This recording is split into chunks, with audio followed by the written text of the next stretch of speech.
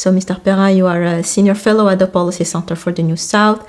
You're also the director of research at the Institut de Relations Internationales et Stratégiques, specializing on energy issues, and you're a professor as well. So thank you very much for being here. It's an honor to have you with us today. Thank you very much. So over the past few decades, the global energy systems have witnessed profound transformations, and the past year was no exception. So to kickstart the interview, as a first question, can you give us a brief overview of how oil and gas have shaped or reshaped the geopolitics and economy over the past decades? Generally speaking, energy is crucial for the world economy. And oil and natural gas are two of the three most important energy sources in the world, today and for the recent past. Oil is clearly the number one. It is the most important energy source in terms of consumption. It is essential for the transport sector, and it is essential for the petrochemicals industry and for the production of plastics, which are very, very much present in everyday life. It means that every country, every government throughout the world will try to ensure the security of its oil and gas supplies, because we are speaking about a very strategic issue. So there will be a strong involvement of states, of governments, in the oil and gas industry due to the strategic nature of this industry. To stress the importance of oil and gas in geopolitical terms, let us look at the past. Let us look at the two oil shocks in the 1970s. Let us look at the famous Gulf Wars during the 80s and the beginning of the 90s. Let us look at the US sanctions against Iran, including oil and gas sanctions, since the Trump administration in 2018. And of course, presently, let us look at the Ukraine war. So clearly, for decades, oil and gas, first oil, second gas, have played a key role in the understanding of world geopolitics. Yes, as you mentioned, the world has witnessed numerous energy crises. So I'd like to know, how is the current energy crisis of 2022 any different from the previous ones? The war in Ukraine involves, of course, Russia. And Russia is an energy superpower. Today, this country is the second largest gas producer in the world. It is the third largest oil producer in the world. It's the number one gas exporter. It's the second largest oil exporter. Oil meaning here crude oil plus refined products. So when you are dealing with a war, with a crisis, which involves one of the largest reserve holders, producers and exporters of oil and gas, you have something which is very special as compared with other geopolitical crises in the past years or decades.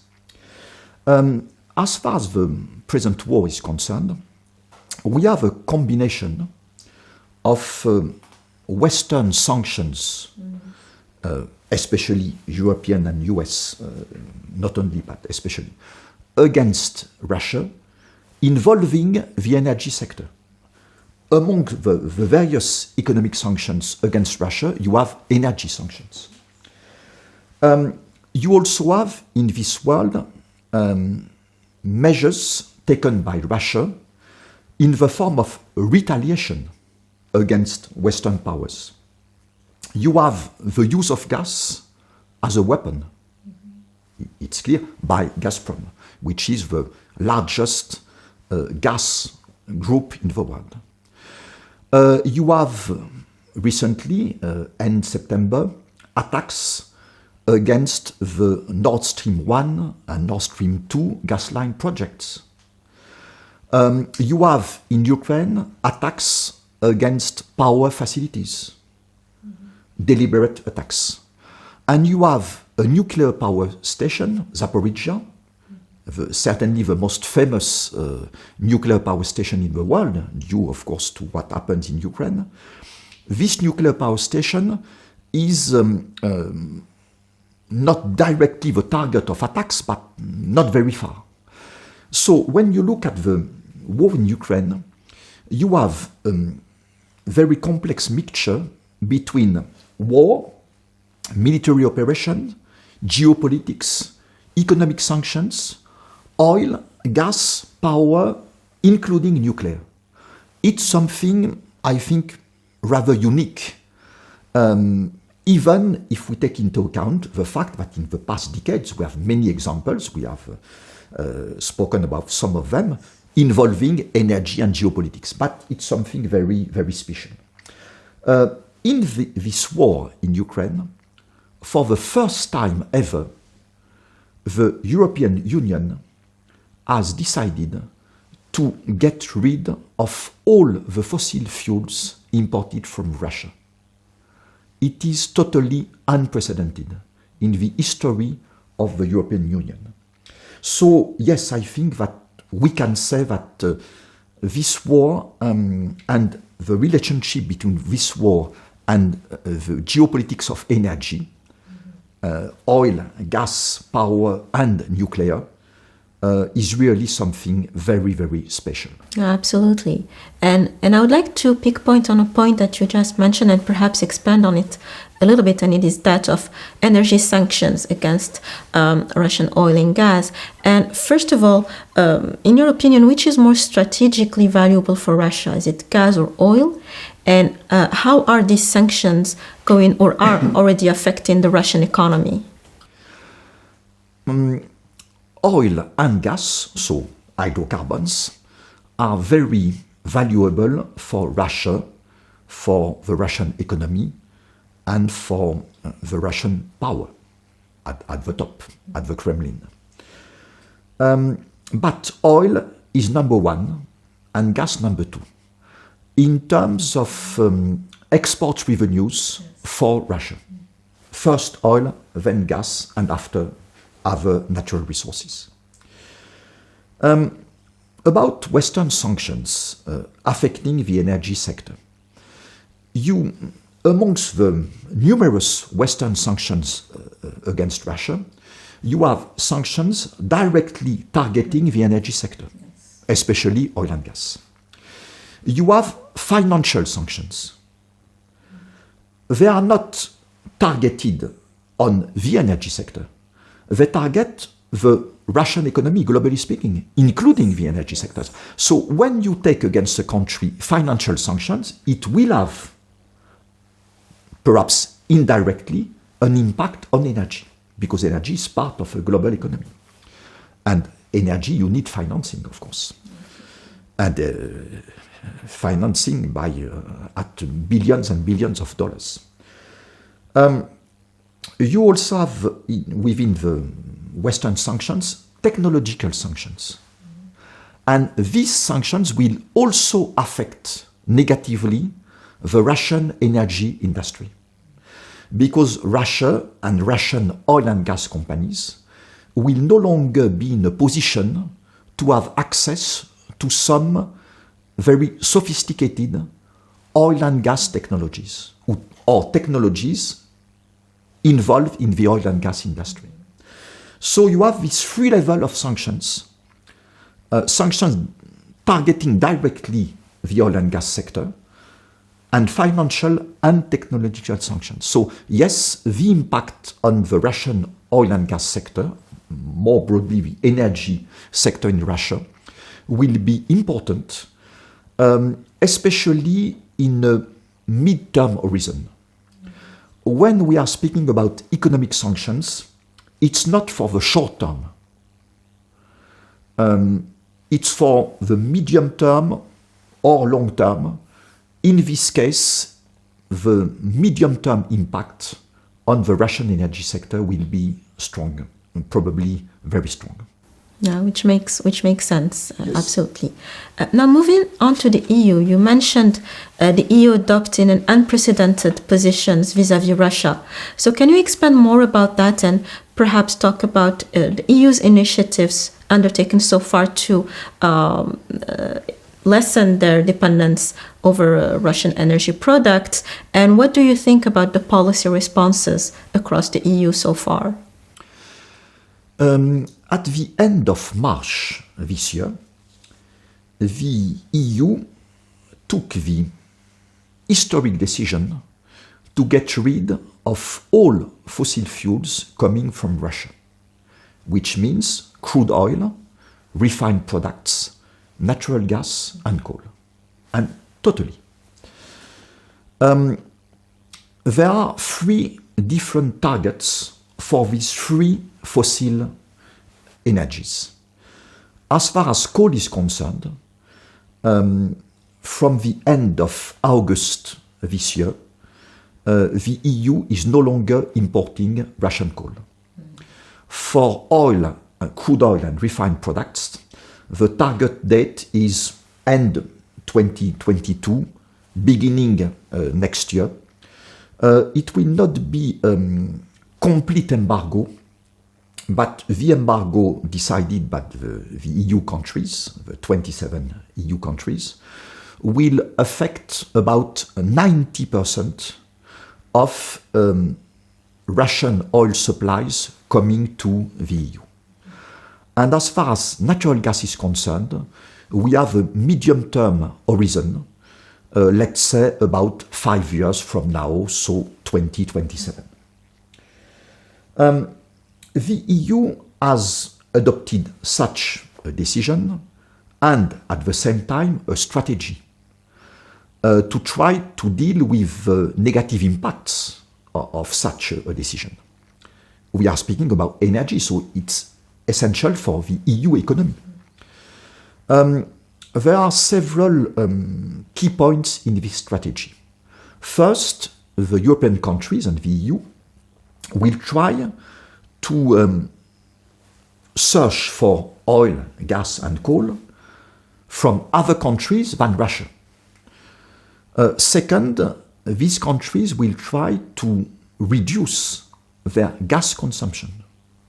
And for other energies, will try to intensify their energy-saving initiatives. Third, the EU will increase its stocks of natural gas before the winter 2022-2023. Fourth, the EU will increase its internal solidarity as far as energy is concerned, especially natural gas and power. And the last point, and not the least, the EU will try as far as possible to protect its population and its companies against possible very high prices of energy, especially gas and power. These are the key points of the strategy adopted last spring, this year, by the EU in order to try to limit the costs, the economic costs, and perhaps also the social and political costs of such decision taken at the end of March this year. This year, yeah. So, still on the question of energy sanctions, how do you anticipate that the cutoff of ties between Western oil companies and their Russian counterparts will affect the Middle East, and particularly with regards to supplying gas to Europe? When you have a bloc of 27 countries, the EU, which has taken such a very important decision, we will no longer import fossil fuels from Russia, either now or very soon or in the years to come. It means that it creates an opportunity for other fossil fuels producing and exporting countries.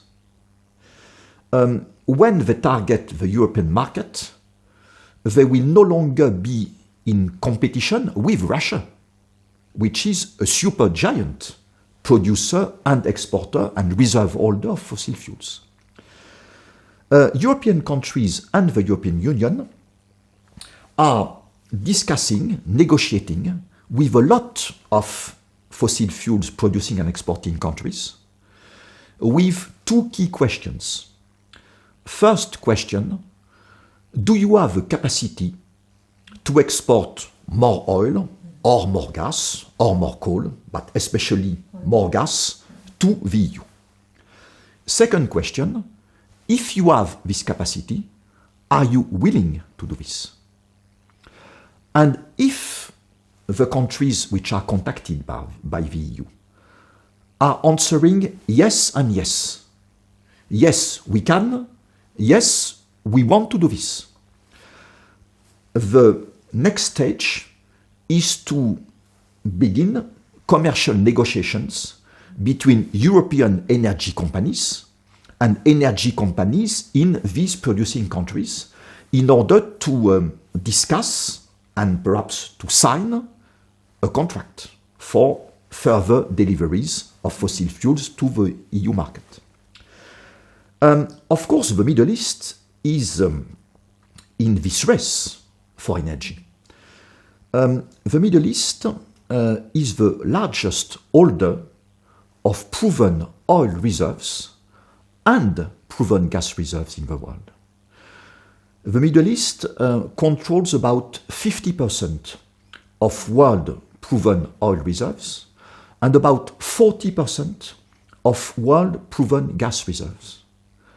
So it's obvious that European countries and the European Commission will, they have already begun to do this, they will continue to discuss, to negotiate with countries and companies in Europe, with these countries, for further deliveries, further exports of oil and gas to the European market.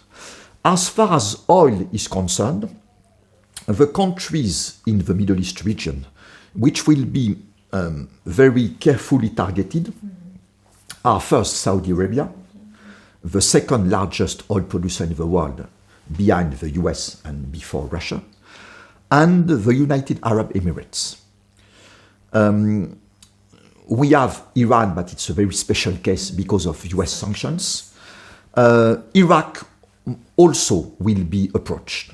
Let's say Saudi Arabia, the UAE, Iraq especially, and Kuwait. As far as gas is concerned, Iran is once more a giant, but there are the US sanctions, so we have a problem. So we have Qatar. Qatar holds the third largest proven gas reserves in the world after Russia number 1 and Iran number 2. The UAE also has been approached, especially by Germany, and Abu Dhabi, which is part of the UAE, has accepted to export LNG, liquefied natural gas, to Germany from this the next winter, so 2022, 2023. So we will see in the near future some reorientation of the energy directions. More Russian oil will go to Asia, more US oil and Middle East oil will go to Europe. And as far as natural gas is concerned, Russia will try, but it will be much more difficult than for oil, because the oil and the oil market are much more liquid than gas and the gas market. So Russia will try to export more gas to Asia, including China, but it will be difficult. And the US and the Middle East and Africa will export more gas towards the European market. So the war in Ukraine will have a strong impact.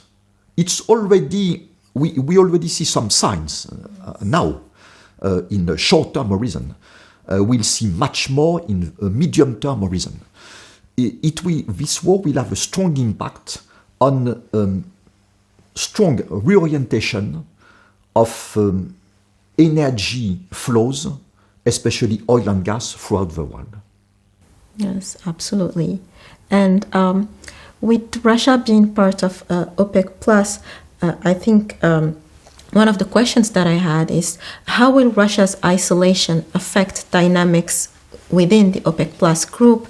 And in particular, how will the OPEC Plus recent oil production cut will affect energy security, more broadly speaking? Russia is part of the coalition, which is often called by the media OPEC Plus. OPEC Plus, 23 countries, of which the 13 OPEC member states, plus 10 non-OPEC countries, including Russia.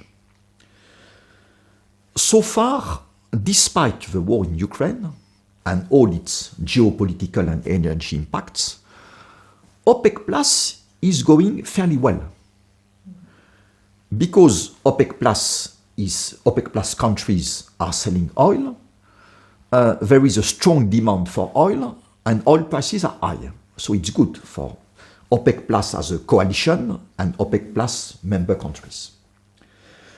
As far as Russia is concerned, within OPEC Plus, this coalition has a very simple secret.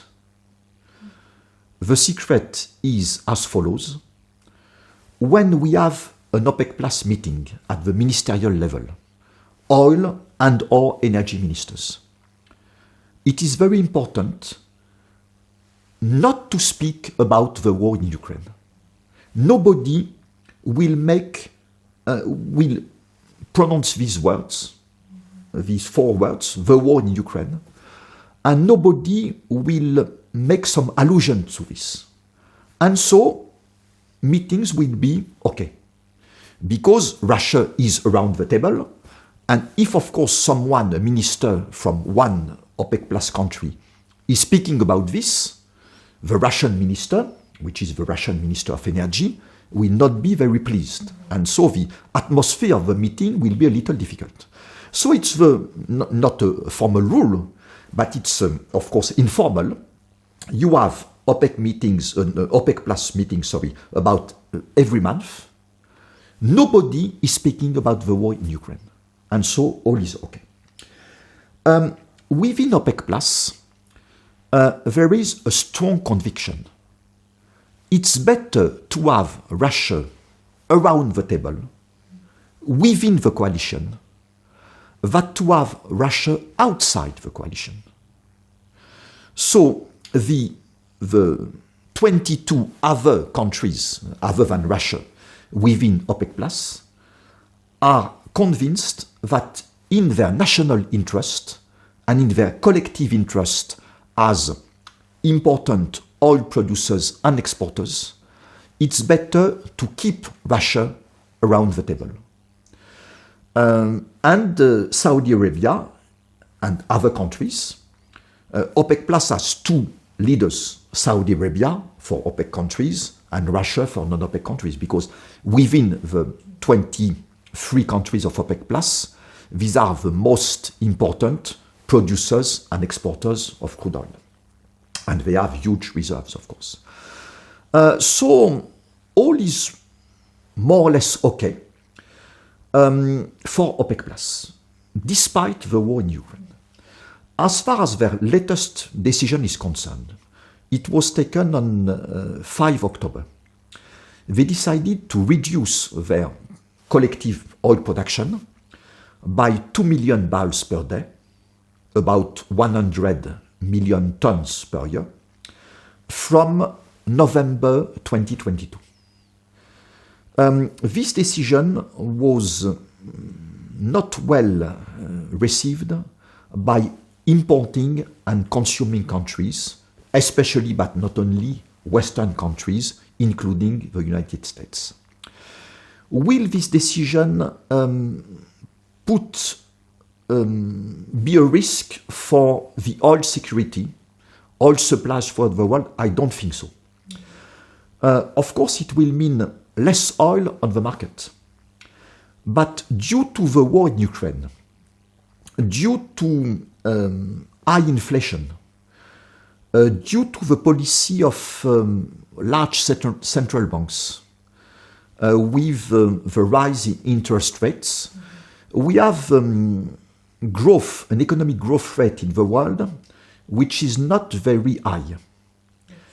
And so when you have a slower economic growth, it means that the world this year, in 2022, will consume less oil than if we had a strong economic growth, such as last year in 2021, with a 6% economic growth rate last year. And before the war in Ukraine, we thought that we would have a 4% growth rate this year. It will not be the case, far from that. So I think that in terms of balance between world oil supply and demand, the situation will be okay, despite the strong reduction decided by OPEC Plus participating countries on 5 October this year. Yeah. And this is really a good example of where economic and energy considerations intersect and explain each other. I have perhaps one other question with regards to energy sanctions. So I'll go back very briefly to that. So in your opinion, how would the proposed G7 oil price cap affect global oil markets? The G7 decided to put a cap on oil exported by Russia from December 2022. It's an issue which is very complex in technical terms, in economic terms, and in geopolitical terms. And I think that as of today, the jury is still out on the efficiency and the economic feasibility of such a measure. But if such a measure could be applied and more or less respected, of course it would deprive Russia of a significant part of its oil revenues. And for countries such as China and India, which are not sanctioning the Russian economy, which are going on importing Russian oil, it would lower their oil import bill. So it could have these two effects, one negative for Russia, one positive for large importers of Russian oil, especially emerging countries in Asia such as China and India. But I think that on this issue we have to remain very cautious, because normally this option will be applied, will be implemented from December 2022. But it's very, very complex, and perhaps we could have some surprises as far as this issue is concerned. And we will see in the next few months. Thank you very much. We could expand the discussion for further, since it is such fascinating topic, but unfortunately we have to close now. So thank you again for your time, and I'm looking forward for our future exchanges. Thank you for these questions, which are very topical and very important for billions of people, not millions, but billions of people throughout the world. Thank you. Thank you.